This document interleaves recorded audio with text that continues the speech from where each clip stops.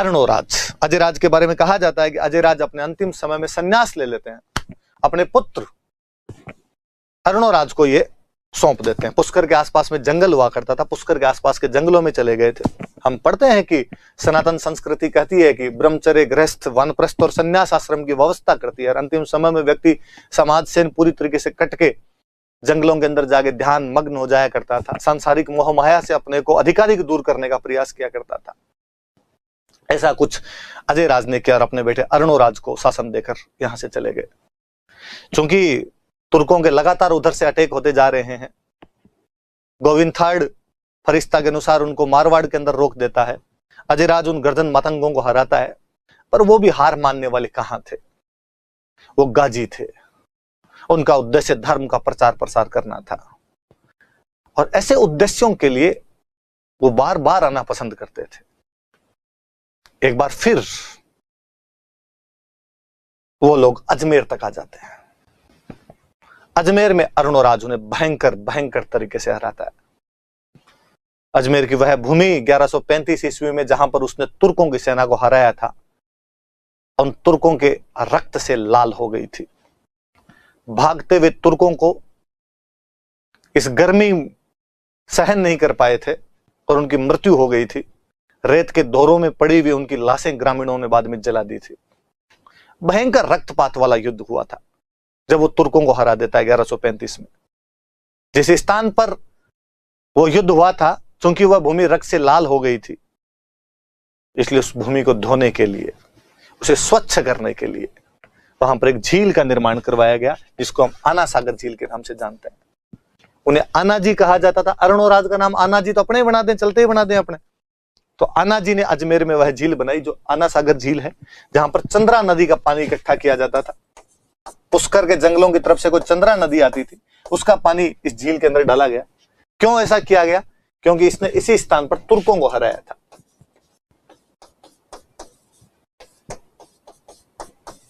तुर्कों को हराने से वो भूमि ऐसा माना गया कि दूषित हो गई, इसलिए हम शुद्ध करेंगे इसको, धोएंगे इसको। तो उसने वहां पे झील का निर्माण करवा दिया था। एक चौहान शिव को अपना कुल देवता मानते थे, हर्षनाथ की पूजा किया करते थे, पर सेकुलर थे। इसलिए हम पढ़ते हैं कि वो पार्श्वनाथ मंदिर को भी सुवर्ण कलश का दान दे देते हैं और दिगंबरों और श्वेतंबरों के बीच होने वाले शास्त्रार्थ की भी अध्यक्षता कर लेते हैं। कुछ उसी प्रकार भगवान विष्णु के एक अवतार वराह, पुष्कर के अंदर वराह मंदिर का निर्माण करवाया था। मैं पहले भी ये बात बता चुका हूं कि गोहिल भी शिव के भक्त होने के बावजूद भगवान विष्णु के मंदिर भी बनवाते थे। हमने पढ़ा कि अल्लट ने आहड़ में वराह मंदिर का निर्माण करवाया था। कालांतर में कुंभा ने आदि वराह की उपाधि धारण कर ली थी। उसी प्रकार अर्णोराज पुष्कर में वराह मंदिर का निर्माण करता है। लेकाना सागर वराह टेम्पल भगवान विष्णु का एक अवतार है, वराह जो अवतार है। दो बातें, आगे बढ़ते हैं। मालवा एक बड़ा स्टेट हुआ करता था और इसने मालवा के राजा नरवर्मन को हराया था। याद रखना, पूछा हुआ क्वेश्चन है, दोबारा कोई पूछ लेगा कि मालवा के कौन से राजा को हराया था, तो इसने मालवा के कौन से राजा को हराया था, तो नरवर्मन नाम के मालवा के राजा को हराया था। इधर गुजरात बड़ा स्टेट आ जाया करता था। हमने पढ़ा मालवा और गुजरात, कारण भी थे, पैसे थे भाई इनके पास में। मालवा में एग्रीकल्चर बहुत अच्छी हुआ करती थी।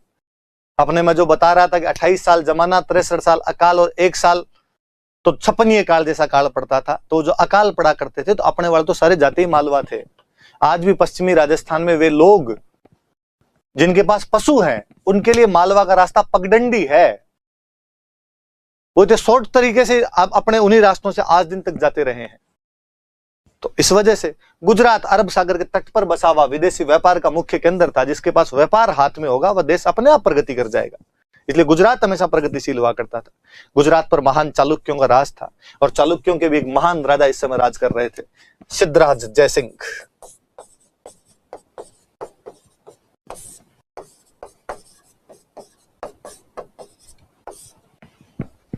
सिद्धराज जयसिंह यहां पर राज कर रहा था। हराता है,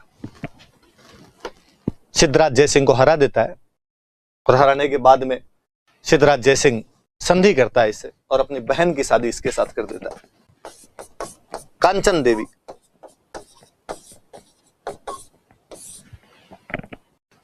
तो इसने गुजरात के चालुक्य राजा, चालुक्य हैं गुजरात वाले या सोलंकी का दो, गुजरात के चालुक्य राजा सिद्धराज जयसिंह को हराया तथा उसकी बहन कांचन देवी से शादी कर ली।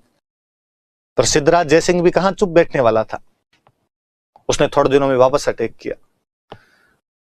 पर उस प्रतापी चौहान सम्राट ने एक बार फिर सिद्धराज जयसिंह को यहां से भगा दिया, फिर हराया उसे।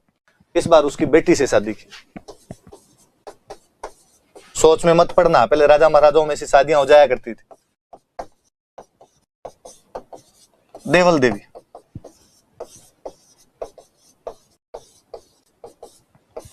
हालांकि कई इतिहासकार कहते हैं कि नहीं भाई ये बात झूठी है, उसके देवल देवी नाम की तो कोई रानी थी नहीं, पर चूंकि अगली कहानी से जुड़ती है इसलिए हम पढ़ लेते हैं। अगली कहानी यह है कि सिद्धराज जयसिंह के बाद में यहां पर राजा बना कुमारपाल। कुमारपाल चालुक्य, सिद्धराज जयसिंह का गोद लिया हुआ बेटा, महान सम्राट हुआ गुजरात का कुमारपाल चालुक्य। कहते हैं कि कहानी यह है कि सिद्धराज जयसिंह और देवल देवी एक दिन चौपड़ पासे का खेल खेल रहे थे, हंसी मजाक कर रहे थे, और हंसी मजाक करते करते दोनों ने एक दूसरे के वंश की आलोचना करनी शुरू कर दी। देवल देवी चौहानों को बुरा बताए और सिद्धराज जयसिंह चालुक्यों को नीचा दिखाया। चालुक्यों को उसने ज्यादा नीचा दिखाया। उसने कहा तुम कहां बोल रहे हो, तेरे बाप को 2 बार हरा के भेजा हुआ मेरा, तुम बुआ भतीजी तो आई उस हार के चक्कर के अंदर हो इधर। देवल देवी को गुस्सा आया। देवल देवी ने अपने भाई कुमारपाल को भड़काया कि भैया ससुराल में ताने सुनने को मिलते हैं, खून पानी हो गया है क्या तुम्हारा, बदला नहीं लिया जाता। और कुमारपाल चालुक्य एक बड़ी सेना लेकर आता है। आबू के निकट एक युद्ध होता है। आबू के निकट युद्ध के अंदर कुमारपाल चालुक्य सिद्धराज जयसिंह को हरा देता है। उसका हौसला बढ़ता है, वो पुनः आगे बढ़कर आता है, अजमेर को घेर लेता है। अरुणोराज को संधि करनी पड़ती है।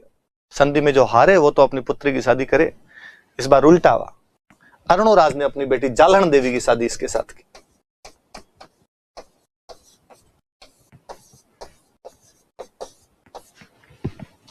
दो युद्ध सिद्धराज जयसिंह से, दोनों में अरुणोराज जीतता है।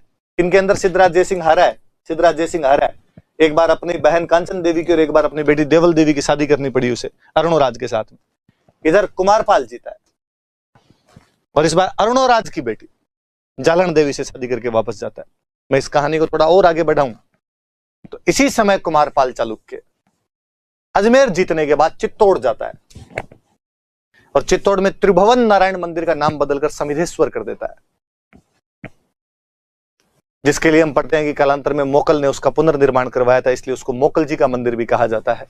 या उसमें भगवान शिव की अद्भुत प्रतिमा होने के कारण उसे अद्भुत जी का मंदिर भी कहा जाता है। किसी टाइम में वो भोज परमार द्वारा बनाया गया त्रिभुवन नारायण मंदिर था, क्योंकि भोज परमार की खुद की उपाधि त्रिभुवन नारायण थी। कुमारपाल जब चित्तौड़ जाता है तो उसका नाम चेंज करके आता है और कुमारपाल वहां पर शिलालेख लगवाता उस टाइम का। अपने किसी सज्जन नाम के आदमी को चित्तौड़ का प्रशासक बना के जाता है। तो गुजरात के साथ उसके 2-3 युद्ध हुए थे, वो थोड़े याद रखना। 2 दरबारी विद्वान थे, जैन मुनि है, देवबोध और धर्म घोष।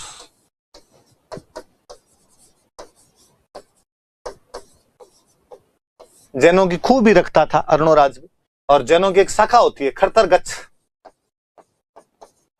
इस खरतरगच्छ शाखा के जो जैन थे उनको लैंड ग्रांट दिया था, इसने भूमि अनुदान दिया था। ये बात भी याद रखना। तो अरुणोराज जी के बारे में मैं वापस बताता हूं, देखो देखना इधर। तुर्कों को हराने के बाद में 1135 ईस्वी में तुर्कों को जब हरा दिया तो उस स्थान पर आना सागर झील का निर्माण करवाया अजमेर में, और पुष्कर के जंगलों से आने वाली चंद्रा नदी का पानी रोककर उसमें डाला गया। पुष्कर में वराह मंदिर का निर्माण करवाया था, जो कि भगवान विष्णु का मंदिर है।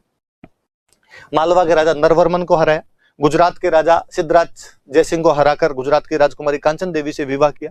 कालांतर में सिद्धराज जयसिंह को पुनः हराकर उसकी बेटी देवल देवी से शादी की। हालांकि कई इतिहासकार इसको सही नहीं मानते कि ऐसा कुछ हुआ था, पर बाद में वो कुमारपाल चालुक्य से हार गया था और उसे अपनी बेटी जालहन देवी की शादी कुमारपाल चालुक्य से करनी पड़ी।